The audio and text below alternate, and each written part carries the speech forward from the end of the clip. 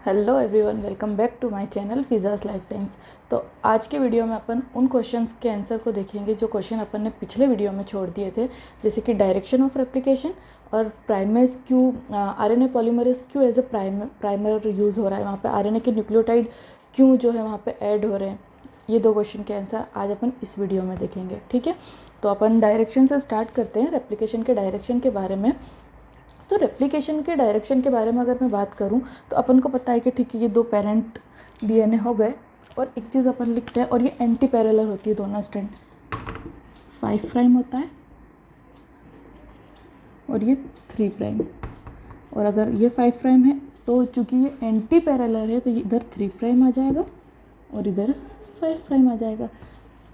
पर to be honest, जब मैं अपनी बीएससी में थी और बल्कि काफ़ी टाइम तक मुझे यही चीज़ क्लियर नहीं थी कि डीएनए में ये 5 प्राइम 3 प्राइम होता है क्या है, मुझे नहीं पता था।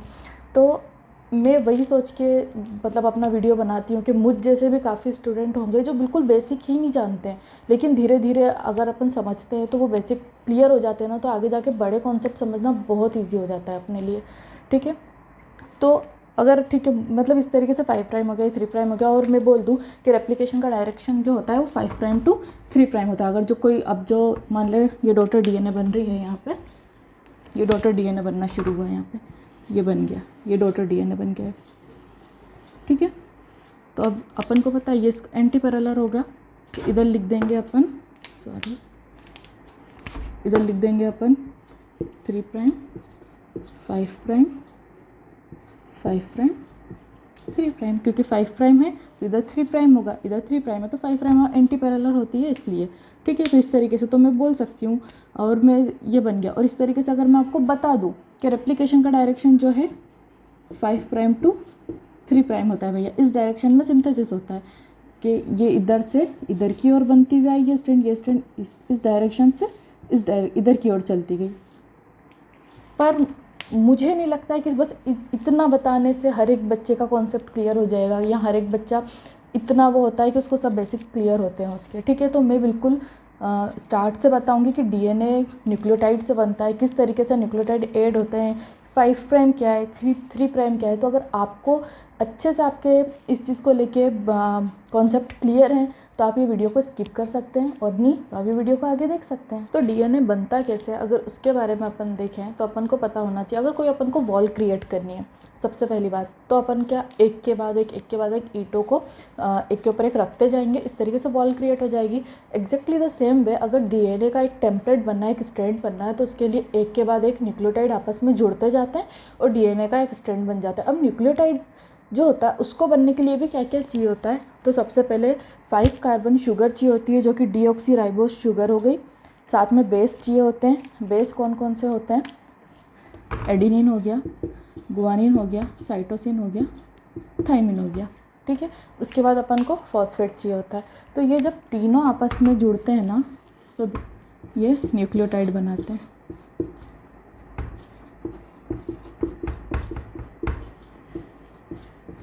ये जब तीनों आपस में जुड़ते हैं तो ये न्यूक्लियोटाइड बनाते हैं, और इस तरीके से कई न्यूक्लियोटाइड आपस में जुड़ कर डीएनए का एक चेन बनाते हैं। अब क्वेश्चन ये आता है कि अभी जुड़ते कैसे हैं भैया। ठीक है, तो वो देख लेते हैं अपन। अपन को पता है सबसे पहले शुगर होती है, तो अपन 5 कार्बन शुगर ले लिया अपन ने। ठीक है, अब इस शुगर का जो कार्बन नंबर 1 है उससे जो है बेस अटैच होता है। अब ये बेस को एडिनिन हो सकता है, थाइमिन हो सकता है, गुआनिन हो सकता है, साइटोसिन, कोई भी बेस यहाँ पे हो सकता है। ठीक है, अब ये अटैच हुआ, ये कौन सा बॉन्ड बना के अटैच होते हैं, ये ग्लाइकोसिडिक बॉन्ड।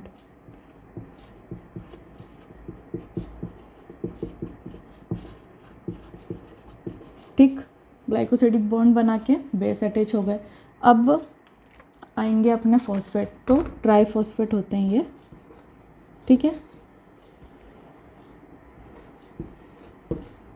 इस तरीके से ट्राइफॉस्फेट होते हैं, और इसका जो कार्बन नंबर 5 होता है, इसका जो कार्बन नंबर 3 होता है यहाँ पे OH होता है। ठीक है, तो अब शुगर के नंबर 1 से तो बेस अटैच हो गया, कार्बन नंबर 3 पे OH है, और ये कार्बन नंबर 3 पे जो OH है ना, वही जो ट्राइफॉस्फेट है, इसका ये जो अल्फ़ा कार्बन होता है, इस अल्फ़ा कार्बन पे ये अटैक करेगा, ये न्यूक्लियोफिलिक अटैक करेगा। न्यूक्लियोफिलिक अटैक होगा ना तो क्या होगा, ये जो फॉस्फेट है वो यहाँ आकर के कार्बन नंबर 5 पे बैठ जाएंगे, बॉन्ड बना लेंगे। कौन सा बॉन्ड बनेगा यहाँ पे, फॉस्फो एस्टर बॉन्ड बनेगा।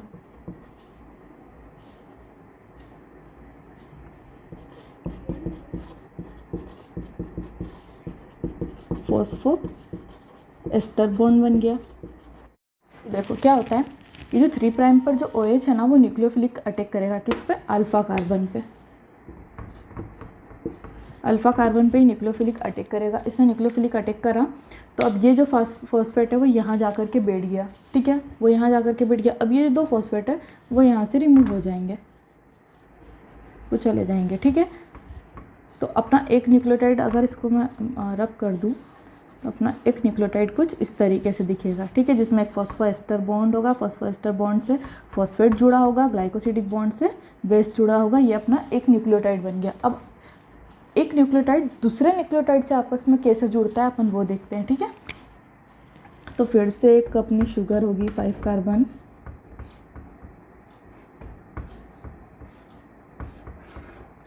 यहाँ पे होगा OH, कार्बन नंबर 3 पर, कार्बन नंबर 1 पर अटैच होगा बेस यहाँ पे, ठीक है, बेस हो गया कार्बन नंबर 1 पर, कार्बन नंबर 3 पर OH हो गया और कार्बन नंबर 5 पर फॉस्फेट हो गया। अब ये जो है ये OH इस फॉस्फेट पे अटैक करके यहाँ पे फॉस्फोडाइएस्टर बॉन्ड बना लेगा, ठीक है। ये फॉस्फोडाइएस्टर बॉन्ड बनते हैं जब एक न्यूक्लियोटाइड दूसरे न्यूक्लियोटाइड से जुड़ते हैं, तो वही 3 प्राइम जो है कार्बन नंबर 5 पर जो फॉस्फेट था 3 प्राइम OH कार्बन नंबर 5 के फॉस्फेट पे अटैक करके फॉस्फोडाइएस्टर बॉन्ड बनाएगा और इस तरीके से ऐसे कई न्यूक्लियोटाइड आपस में जुड़ते जाएंगे और एक DNA का एक स्ट्रैंड रेडी हो जाएगा। आया समझ में, ठीक है। इस पूरी प्रोसेस में अपन ने एक चीज़ देखी कि इसमें 2 कार्बन काफ़ी ज़्यादा रोल प्ले कर रहे हैं, एक तो अपना 5 कार्बन, एक 3 कार्बन। अगर एक के बाद एक जुड़ना है तो ये 2 कार्बन काफ़ी इंपॉर्टेंट रोल प्ले कर रहे हैं। उसमें भी जो 3 कार्बन है इसका फ्री होना काफ़ी ज़रूरी है, क्योंकि अगर 3 कार्बन नहीं होगा तो अटैक कौन करेगा। चलो फॉस्फेट है, यहाँ पे एक नया न्यूक्लियोटाइड आ गया, लेकिन उस न्यूक्लियोटाइड को जोड़ने का रोल कौन प्ले कर रहा है, उस न्यूक्लियोटाइड को जोड़ने का रोल प्ले जो कर रहे हैं वो अपने ये 3 प्राइम वाले OH भैया ही तो कर रहे हैं। ये अगर फ्री नहीं होंगे तो वो कौन 5 प्राइम 5वें नंबर का जो कार्बन है उस पर अटैक करेगा, सॉरी 5वें नंबर के कार्बन पे जो फॉस्फेट है उस पर अटैक करेगा। जो 3 प्राइम भैया ही नहीं होंगे तो कौन 5वें नंबर पे जो फॉस्फेट बैठा है उस पर अटैक करके फॉस्फोडाइएस्टर बॉन्ड बनाएगा। और जब तक ये इस तरीके से न्यूक्लियोटाइड जुड़ेंगे नहीं, DNA नहीं बनेगा। तो एक चीज़ अपन को इससे क्लियर हो रही है कि DNA के पूरे प्रोसेस में 5वें नंबर का फॉस्फेट और तीसरे नंबर का OH और 5वें नंबर का फॉस्फेट काफ़ी इंपॉर्टेंट रोल प्ले कर रहे हैं। तो अब अपन इस चीज़ को समझ सकते हैं कि 5 प्राइम क्या है, 3 प्राइम क्या है। अब शायद अपन को थोड़ा क्लियर हो रहा है, ठीक है। 5 प्राइम पे फॉस्फेट है, 3 प्राइम पे OH है। दूसरी बात, जब भी मुझे नया न्यूक्लियोटाइड ऐड करना है तो मेरे पास सामने क्या, मतलब फ्री क्या होना चाहिए, मेरे पास 3 प्राइम फ्री होना चाहिए, तभी तो न्यूक्लियोफिलिक अटैक होगा ना, ठीक है। तो अब न्यूक्लियोफिलिक अटैक 3 प्राइम अटैक करने के लिए 3 प्राइम फ्री होना चाहिए, ठीक है। 3 प्राइम का ये जो OH है वो फ्री होना चाहिए ना, तो इसीलिए अपन बोलते हैं कि जो रेप्लिकेशन का डायरेक्शन है वो 5 प्राइम टू 3 प्राइम होता है। जब भी रेप्लिकेशन होता है वो 5 प्राइम टू 3 प्राइम होता है। क्यों? क्योंकि आने वाला जो भी न्यूक्लियोटाइड है वो 3 प्राइम OH उस पर अटैक करेगा, तभी वो उससे जुड़ पाएगा। अब इसको अपन और डायग्राम बेस्ड में समझते हैं अच्छे से।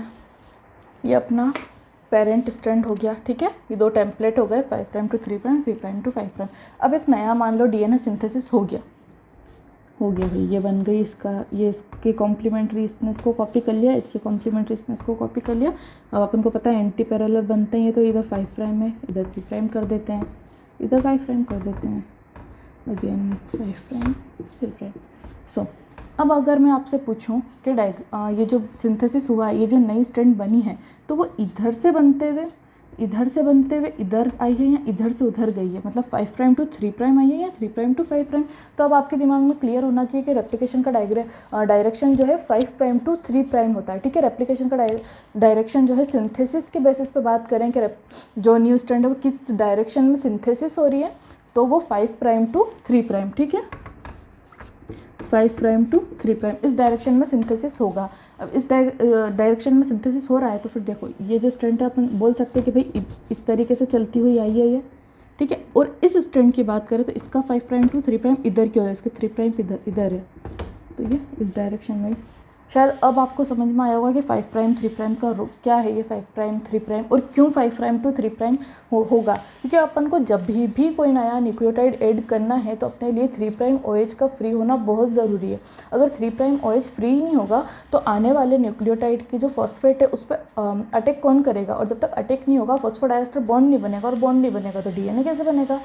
तो ये सब के लिए अपना 3 प्राइम OH जो है फ्री होना काफ़ी ज़रूरी है। अच्छा, अगर मैं पूछूँ, मान लीजिए मुझे इसको और आगे सिंथेसिस करना है और इधर टेम्पलेट है, मान लीजिए, ठीक है, इधर टेम्पलेट है, इसको आगे सिंथेसिस करना है मुझे, तो मैं किस डायरेक्शन में करूँगी। इधर तो मैं जा नहीं सकती, 5 प्राइम में फॉस्फेट है, इधर आने वाला न्यूक्लियोटाइड अटैक नहीं कर पाएगा। 3 प्राइम OH मैंने आपको बताया फ्री होना चाहिए, तो अगर मुझे इसको एक्सटेंड करना है तो मैं इस डायरेक्शन में चलूँगी।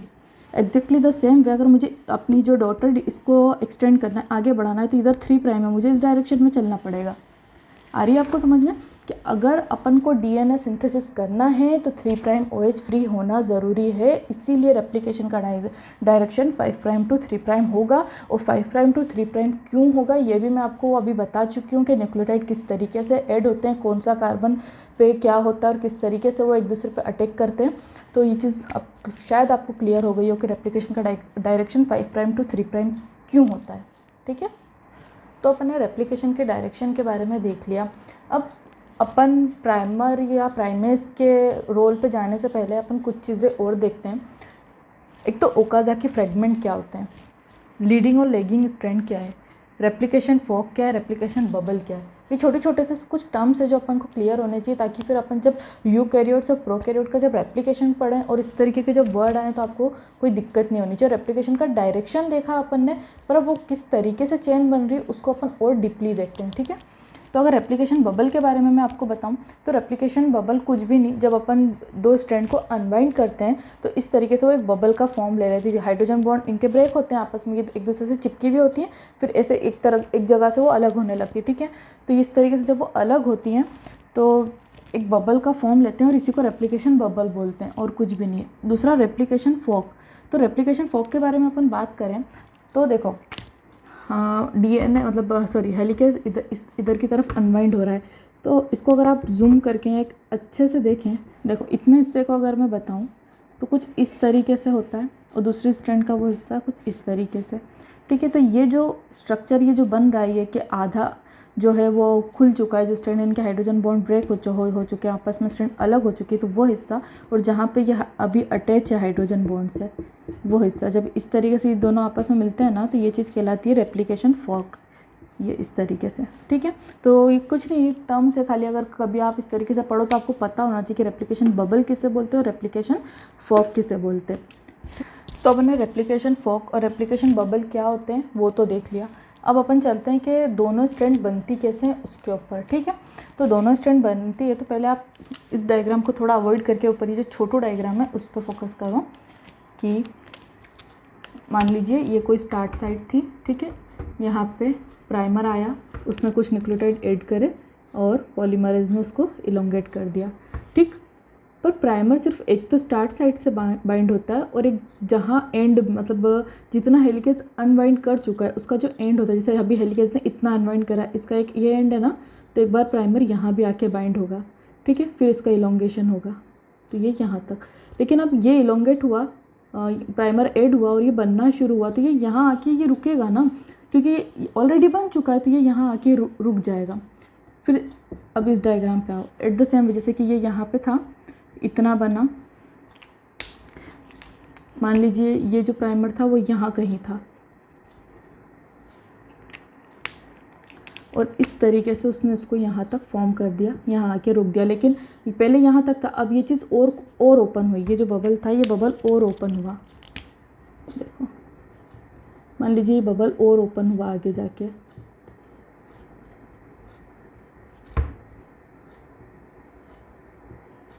इस तरीके से बबल और ओपन हो गया। अब ये और ओपन हुआ ना तो ये इसका जूम ये इधर देखो, अब क्या होगा, अब ये जो प्राइमर था अब वो यहाँ जाके बाइंड होगा कहीं, फिर वो वापस से इधर इतना बना के और फिर रुक जाएगा क्योंकि ऑलरेडी बना हुआ है। तो अब ये चीज़ देख रहे हो कि यहाँ पे क्या हो रहा है, यहाँ तो जैसे जैसे वो अनवाइंड करता जाएगा वो बनाते जाएगा, कोई रोकने वाला है नहीं। ऐसा नहीं है कि यहाँ ऑलरेडी कुछ बना हुआ है, नहीं बना हुआ है, कंटिन्यू सिंथेसिस होता जाएगा, कंटिन्यू होता जाएगा, ये स्ट्रैंड लीड करती जाएगी। इसीलिए ये इस कंटिन्यूस जो होती है स्ट्रैंड, जो कंटिन्यू बन रही है, जो लीड कर रही है, इसीलिए उसको क्या बोलते हैं, लीडिंग स्ट्रैंड। इसीलिए उसको लीडिंग स्ट्रैंड बोलेंगे। ठीक है, ये जो स्ट्रैंड जो कंटिन्यू बनती जा रही है उसको लीडिंग स्ट्रैंड बोलेंगे। और ये वाला स्ट्रैंड आप देख रहे हो डिसकंटिन्यूस हो रहा है। जैसे जैसे रेप्लिकेशन का जो बबल है वो बड़ा होता जाएगा, उसके एंड पे प्राइमर जाके बाइंड होगा, उसके बाद इलोंगेशन स्टार्ट होगा। यहाँ पे देखिए, पहले यहाँ तक मान लीजिए अनवाइंड था, तो इसीलिए पहले प्राइमर उसके एंड पे जाके बाइंड हुआ, उसके बाद उसका इलोंगेशन यहाँ तक हुआ, फिर रुक गया क्योंकि ऑलरेडी बना हुआ था।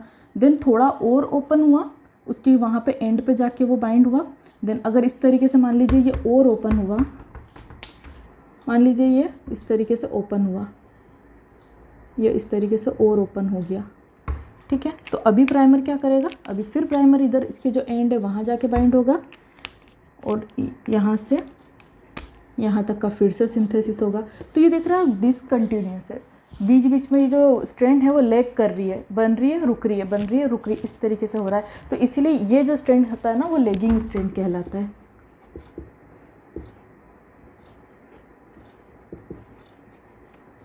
तो ये स्ट्रैंड को लैगिंग स्ट्रैंड बोलेंगे, ये स्ट्रैंड को लीडिंग स्ट्रैंड बोलेंगे।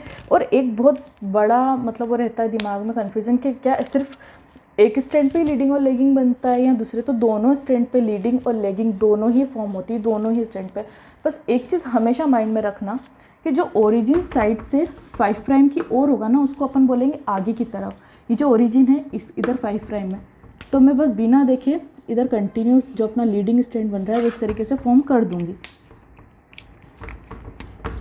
तो लीडिंग स्ट्रैंड जो होता है वो एक लीडिंग और लैगिंग दोनों ही बनता है दोनों स्ट्रैंड पर, ये मैं बता चुकी हूँ। और अब मैं बता रही हूँ कि लीडिंग स्ट्रैंड किधर बनता है, किस डायरेक्ट किधर की ओर होगा। तो जो ओरिजिन साइड होती है उसके आगे की तरफ। अब आगे और पीछे में मुझे बड़ा कन्फ्यूजन होता था, तो मुझे ये चीज़ सबसे अच्छी लगी याद रखने के लिए कि जहाँ ओरिजिन साइड है उधर से देखो 5 प्राइम किधर है। ठीक है, जिस डायरेक्शन में स्ट्रैंड के 5 प्राइम है उस डायरेक्शन में आप उधर लीडिंग स्ट्रैंड को ड्रॉ कर दोगे। ठीक है भाई, इधर लीडिंग स्ट्रैंड बन रहा है।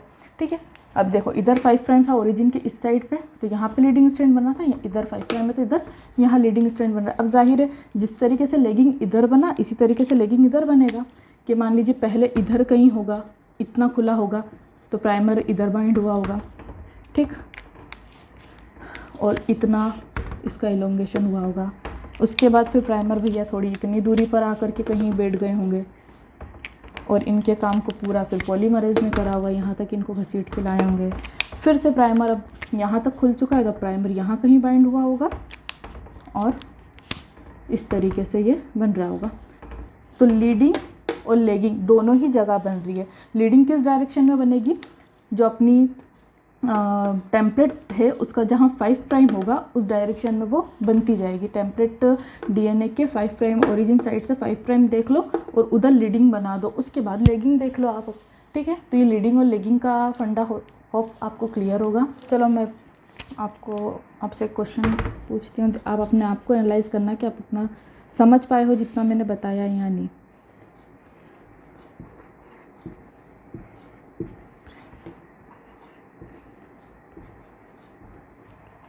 तो ये मैंने इस तरीके से इसका हाफ डायग्राम इधर ड्रॉ कर दिया है।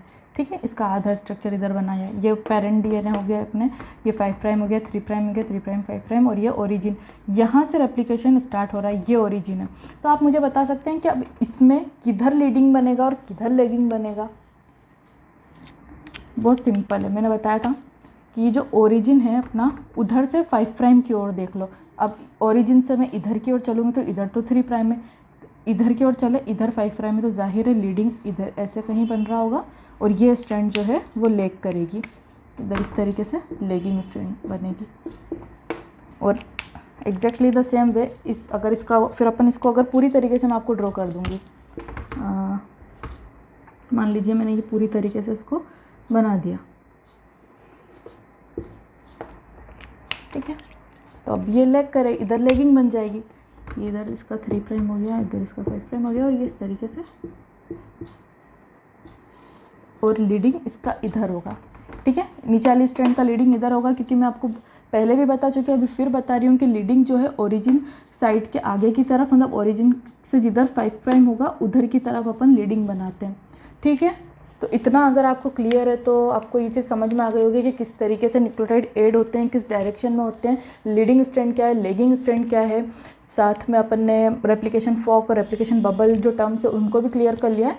अब लास्ट जो अपना बचा है कि RNA polymerase as a primase क्यों काम कर रहा है अपने डीएनए रेप्लिकेशन में, ठीक है। तो एक क्वेश्चन अपना रह गया था कि आरएनए पॉलीमरेज डीएनए रेप्लिकेशन में क्यों यूज़ हो रहा है एज अ प्राइमेज, ठीक है। तो उसका एक तो सबसे पहला और इम्पॉर्टेंट तो रीज़न ये है कि जो अपना आरएनए पॉलीमरेज है ना, इसको ज़रूरत नहीं होती 3' OH की। ये विदाउट 3' OH सिंथेसिस कर सकता है, ठीक है। और आप अगर देखेंगे क्या, तो अगर आप देखें कि ये पेरेंट डीएनए हो गया, ठीक है। अभी ये इधर से स्टार्ट करना है, तो अभी नया स्टार्ट ही करना है। 3' OH कहाँ है, कुछ भी नहीं है ना अभी तो भैया। तो ये जो अपना भैया होता है ना आरएनए पॉलीमरेज, ये आएंगे, ये आके स्टार्ट करके और यहाँ पे 3' OH अपन को प्रोवाइड करा देंगे। ये 3' इतने न्यूक्लियोटाइड ऐड कर देंगे और ये 3' OH प्रोवाइड करा देंगे। और DNA polymerase without 3' OH DNA polymerase जो है अपना सिंथेसिस नहीं कर पाएगा, वो इस चेन को इलोंगेट नहीं कर पाएगा, नहीं बना पाएगा, ठीक है। तो इसीलिए एक तो आरएनए पॉलीमरेज को 3' OH की रिक्वायरमेंट जो है नहीं होती है, जबकि डीएनए पॉलीमरेज को होती है, इसलिए डीएनए पॉलीमरेज नहीं हो पाएगा। तो अब डीएनए पॉलीमरेज नहीं है तो अपन आरएनए पॉलीमरेज को यूज़ कर रहे हैं। तो क्लियर हुआ कि आरएनए पॉलीमरेज क्यों हो रहा है, क्योंकि आरएनए पॉलीमरेज को 3' OH की ज़रूरत नहीं होती है, जबकि डीएनए पॉलीमरेज को 3' OH की ज़रूरत होती है। वो विदाउट 3' OH डीएनए पॉलीमरेज जो है स्टार्ट नहीं कर सकता, सिंथेसिस नहीं कर सकता। तो ये इसको स्टार्ट करके देता है, 3' OH यहाँ देता है, अब उसके बाद वो इसको ईजिली इलोंगेट कर सकता है, ठीक। तो एक चीज़ तो ये हो गई। उसके बाद में ना प्राइमर को रिमूव कर दिया जाता है। प्राइमर यहाँ रहता नहीं है, क्योंकि अपन को पता है ये आरएनए के न्यूक्लियोटाइड है और आरएनए कभी भी स्टेबल नहीं होता है, वो डिग्रेड हो जाता है। और दूसरी बात, डीएनए में आरएनए के न्यूक्लियोटाइड क्यों रखेंगे। और तीसरी बात, जो प्राइमेज होता है ना, उसमें ये पावर नहीं हो सकता, ये बोल सकती पावर कि ये पावर नहीं होता है उसमें कि वो करेक्ट न्यूक्लियोटाइड ऐड करे, एडेनिन के कंपेयर में थाइमिन ही ऐड करे, गुआनिन के साथ साइटोसिन को ही ऐड करे, इस तरीके से उसमें ये पावर नहीं होता, वो गलत भी कर सकता है। तो इसीलिए भी रिमूव करना ज़रूरी हो जाता है। और दूसरा, वो आरएनए के न्यूक्लियोटाइड है, इसलिए भी। तो दो रीज़न हो गए इसको रिमूव करने के। तो अब अपन आने वाली वीडियो में देखेंगे कि पॉलीमरेज के रोल क्या है। पॉलीमरेज को अपन पॉलीमरेज के टाइप, उसकी जो एक्सोन्यूक्लियस एक्टिविटी होती है, एंडोन्यूक्लियस एक्टिविटी होती है, और ये प्राइमर किस तरीके से रिमूव होता है, तो ये मैं आने वाले वीडियो में आपको कवर करवाऊंगी। और अगर आपको मेरा ये वीडियो अच्छा लगा है तो आप इसको लाइक कर सकते हैं, अपने फ्रेंड के साथ शेयर कर सकते हैं, मेरे चैनल को सब्सक्राइब कर सकते हैं, ताकि आप आने वाली जो वीडियोज़ हैं उसका बेनिफिट ले सकें। एंड तब तक अपना ध्यान रखें, खुश रहें, बाय।